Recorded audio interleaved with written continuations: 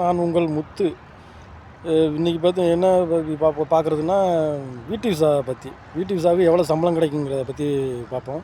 வீட்டு விசாவுக்கு டிரைவருக்கு வந்தீங்கன்னா, பழைய ரிட்டர்ன் டிரைவருக்கு 1800ம், புதுசாக ஒன்றுமே வேலை தெரியாமல் இங்கே வந்து லைசன்ஸ் எடுக்க போகிறாங்கன்னா 1000 சம்பளமும் தருவாங்க.